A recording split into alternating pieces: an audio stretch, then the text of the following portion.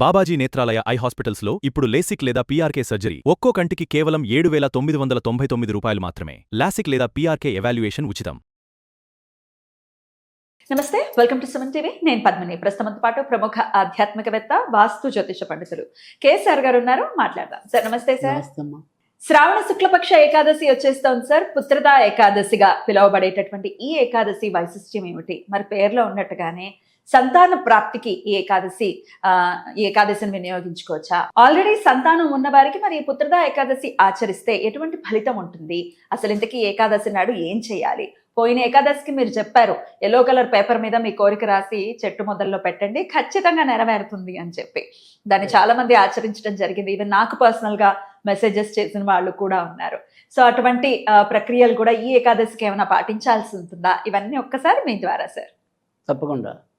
ఇది అంటే ఎప్పుడు కూడా మనం ఏమంటామంటే ఆ యొక్క సందర్భాన్ని బట్టి కానీ దానికి ఉండే విశిష్టతను బట్టి మనం ఆచరించగలిగే పరిహారాల్లో ఒకసారి మనం మార్పు చేసుకోవాల్సి ఉంటుంది. సో ప్రతిసారి ఒకే రకమైన తంత్రాన్ని అవలంబించడం అంటే ఏమంటాం, మనం తద్దినానికి పెళ్ళికి ఒకే మంత్రాన్ని చేయలేం కాబట్టి సో కొన్నిసార్లు పరిహారాలు మారచ్చు, కానీ ఫలితం మటుకు అదే. అంటే మనం దేనికోసం అనుకుంటామో ఆ ఫలితాన్ని ఇవ్వటం అనేది మనకి ముఖ్యం. సో ఇక్కడ ఈ పుత్రద ఏకాదశికి కూడా నిజానికి పసుపుతోనే లింక్ ఉంది. పసుపుతో ఎందుకు లింక్ అనేది మనం అంటే నేను ఏ పరిహారం చెప్పినా దాని యొక్క పండగ విశిష్టత చెప్పేప్పుడు జ్యోతిష్యంతో కలపకుండా నేను ఉండలేను. అవును, ప్రాక్టీస్ చేస్తున్నా కదా. అంటే అన్వయించుకోవాలి. అంటే మనకి పండగల అంటే ఎవరికైనా సరే అది మనం చెప్తున్నప్పుడు ఇటు ఈ శాస్త్రానికి దీనికి అన్వయం కుదిరినప్పుడు ఇంకొద్దిగా వాళ్ళకి అర్థం అవడానికి ఉంటుంది, లేదా ఆచరించాలి అనే దుగ్ధ రావడానికి కూడా అవకాశం ఉంటుంది. సో ఇక్కడ మనకి జాతకంలోకి వచ్చేప్పటికి ఏంటంటే జనరల్గా ఉండే బలం గురుడని తెలుసు. అంటే సంతాన యోగం సరిగ్గా ఉండాలి అన్న దాని మీద కూడా మనం లోగడ ఒక వీడియో చేసాం. అంటే పుట్టిన సంతానం సరిగ్గా ఉండటమైనా సో అది గురు కృప ఉండాలి అని చెప్పి అది జనరల్ అనుకోండి.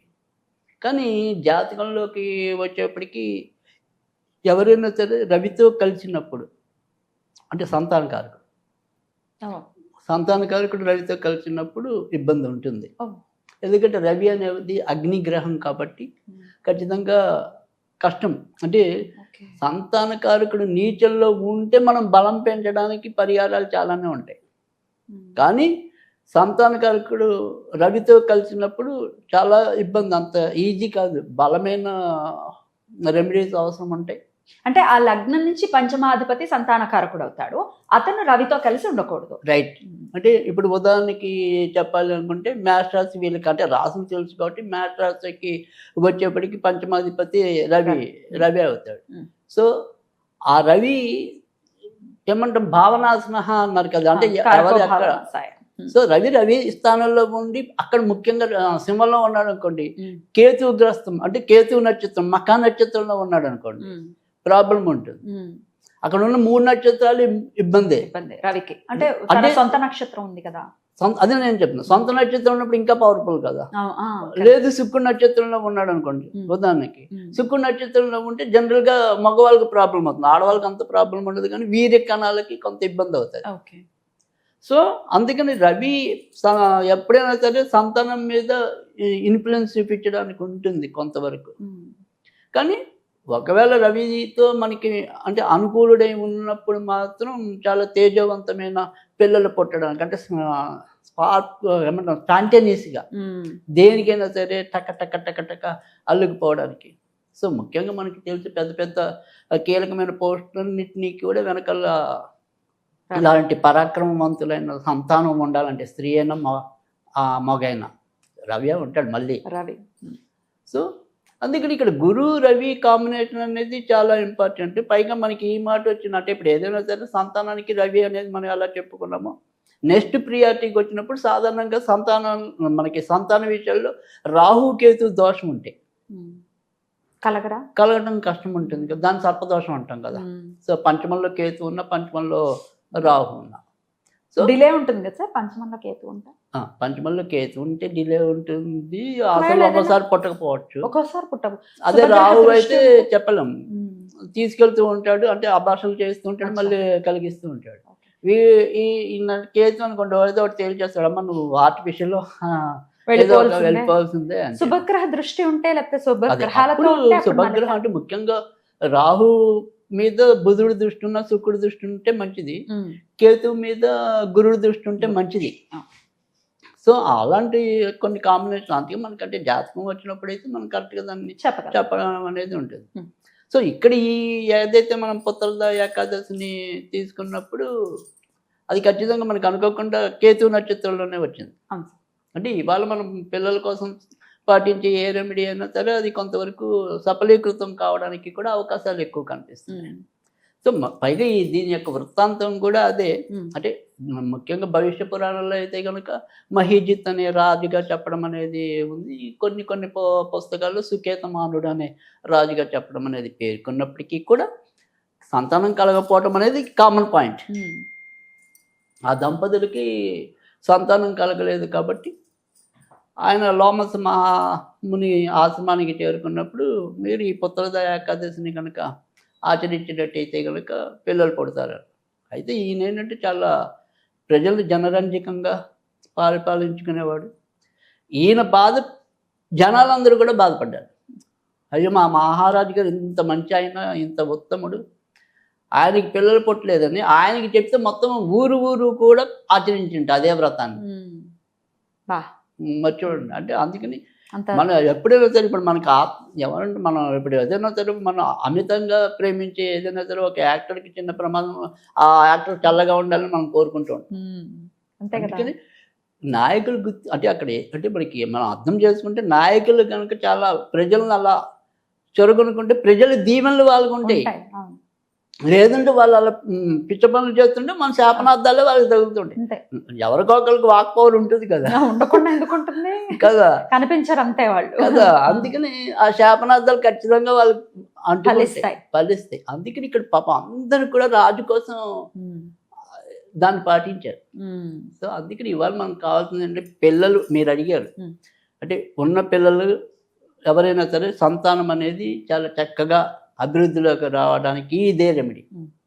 లేదు అసలు మాకు పిల్లలే పుట్టట్లేదండి, ఎన్నో ప్రయోగాలు చేస్తున్నాం, ఎన్నో డాక్టర్ల చుట్టూ తిరిగాం, ఉమ్, అయినా కానీ మాకు ఫలించలేదండి ఉమ్, అని బాధపడే వాళ్ళకి ఇదే. ఉమ్, తర్వాత మళ్ళీ ఎస్పెషల్లీ మగ సంతానమే కావాలని కోరుకునే వాళ్ళకి కూడా ఉమ్. ఇదే రెమెడీ. అయితే ఈరోజు మనం ఖచ్చితంగా విష్ణుమూర్తి పటం అనేది అవసరం ఉంటుంది. ఉమ్, సో ఇప్పుడు చామంతులు దొరికే కాలమే కాబట్టి ఇవాళ మనం ఖచ్చితంగా ఏవైనా సరే పసుపు పూలతో పూజించాలని స్పష్టంగా పేర్కోవటం అనేది జరిగింది. ఉమ్, చూడండి ఇక్కడ పసుపు అనేది గురువారం ఉమ్. కదా. అవును సో అందుకని మనం అంతకితం పసుపు కాగితానికి ఇప్పుడు పసుపు పూలకి సంబంధం ఉందని చెప్పడం కోసం నేను సరిపోయింది. చెప్పాను. సో అప్పుడు గురువు కోసం మనం చేస్తాము, ఉమ్, ఇప్పుడు కూడా గురువు కోసం కానీ అనుకోండి. ఉమ్, సరే మంత్రంలోకి వచ్చేప్పటికి రవి ఎలాగో వస్తాడు. ఉమ్, సో పసుపు పూలు ఏదైనా సరే శక్తి కొద్దీ, చామంతులు అయితే ఇప్పుడు విరివిగా దొరికే కాలం కాబట్టి ఉమ్, ఖచ్చితంగా పసుపు పూలతో మనం పూజించాలి. ఉమ్. ఈ పసుపు పూలతో పూజించేప్పుడు ఇప్పుడు నేను ఏదైతే చాలా చిన్న మంత్రం ఏదైతే చెప్తానో ఉమ్, దాన్ని ఇవాళ నుంచి మొదలెట్టాలి. ఉమ్, 108 సార్లు ఉమ్. మొదలెట్టి మళ్ళీ శుక్ల ఏకాదశితో ముగించాలంటే 30 రోజులు. 30 రోజులు కంటిన్యూస్ గా చేయాలి. మధ్య మధ్యలో ఆడవాళ్ళు ఏదైనా పీరియడ్స్ వచ్చినప్పుడు ఆగిపోండి, ఏం పర్వాలేదు. ఉమ్, సో ఖచ్చితంగా చేసుకుంటే మంచిదన్నమాట ఈ ఏకాదశి నుంచి మళ్ళీ ఉమ్, శుక్ల ఏకాదశి వరకు. ఉమ్, అయితే ఏం చేయాలి అంటే కనుక ఉమ్, మంత్రం చాలా తేలిగ్గానే వచ్చేస్తుంది. ఉమ్, ఓం క్లీం నమో నారాయణాయ ఉమ్. సర్విద్భానవే నమః, సర్వవిద్భానవే నమః. సర్వవిద్భానవే నమః. అంటే అది యాక్చువల్గా విష్ణు సహస్రనామంలో ఉమ్, సర్వవిద్భాను అని వస్తుంది, సర్విద్భాను అని వస్తుంది. అవును. సో అంటే తేజోవంతమైన సర్వవిద్ అంటే విత్ అని కూడా ఉంది, అంటే తేజోమయమైన సంపదనిచ్చేవాడు. అంటే ఆ సంపద అనేది పుత్ర సంపద అవ్వచ్చు, సంతాన సంపద అవ్వచ్చు, జనరల్ సంపద అవ్వచ్చు. ఉమ్, పైగా మరొక విషయం ఏం చెప్పారు అంటే కనుక ఇదే రోజు కుబేరుడు కూడా జన్మించిన రోజు అని చెప్పి కొన్ని గ్రంథాలు పేర్కొన్నాయి. ఓ. సో ఏదైతే శ్రావణ శుక్ల ఏకాదశి అనేది ఉమ్. కుబేరుడి యొక్క పుట్టినరోజు కూడా.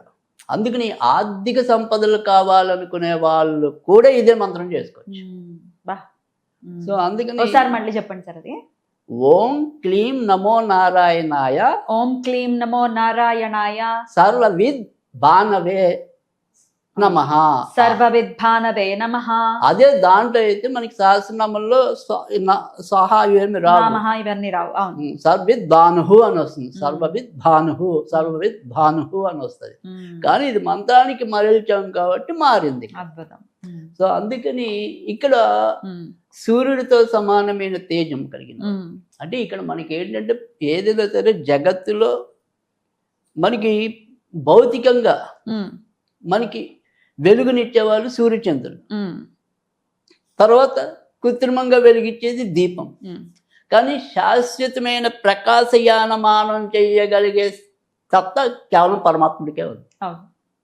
సో ఆత్మదీపం వెలిగించుకునే వాళ్ళకి ఈ భౌతిక చీకట్లు వెలుగులతో సంబంధం లేదు. ఉమ్.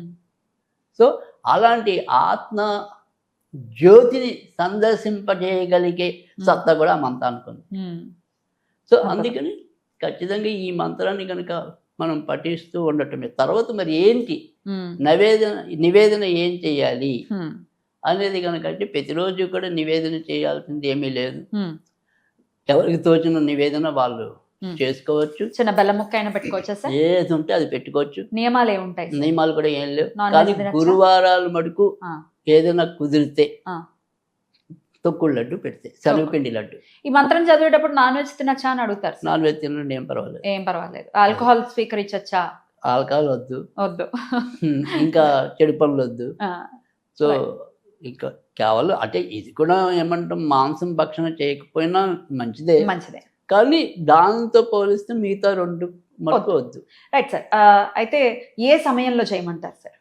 అంటే పర్వాలేదు, ఇది మొదటి ఏకాదశి. రోజు ఏకాదశి రోజు మాత్రం సాధ్యమైనంత వరకు 12 లోపు చేసుకోండి, ఉదయం పొద్దున. ఉమ్. సో ఉదయం పూట మాకు కుదరదు అని ఎవరైనా అంటే ఆ రోజంతా ఎలాగో ఏకాదశి ఉంది, కంగారు పడాల్సింది ఏం లేదు. ఆదివారం పైగా సెలవు రోజు. సెలవు రోజు జనరల్గా పొద్దున కుదురుతుంది అందరికీ. ఒకవేళ పొద్దున కుదరకపోతే రాత్రి 7 నుంచి 9 మధ్య చేయమనండి. రైట్. సో ఈ టైమింగ్స్లో ఎప్పుడు చేసినా పర్వాలేదు. మొదలెట్టేది మటుకు ఖచ్చితంగా ఈ రోజే మొదలెడితేనే మనకు ఆ ఫలితం వస్తుంది. ఎందుకంటే ఇది పుత్రదా ఏకాదశి కాబట్టి. అద్భుతం. పిల్లల భవిష్యత్తు బాగుండాలన్నా, అసలు ముందు పిల్లలు కలగాలన్నా పుత్రదా ఏకాదశిని ఆశ్రయించాలి అని చెప్తున్నారు. అన్ని రకాల సంపదలకి కూడా ఇదే చెప్తున్నారు. 100%. అన్ని రకాల సంపదలు కూడా, సంతానం కూడా, సంతానమే అసలు సిసలు సంపద. మళ్ళీ అది ఒకవేళ మాకు ఆ సంపాదన కంటే ఈ సంపద కావాలనుకునే వాళ్ళకి కూడా ఉపయోగపడుతుంది. రైట్. అద్భుతంగా తెలియజేశారు సార్. కృతజ్ఞతలు. నమస్కారం సార్.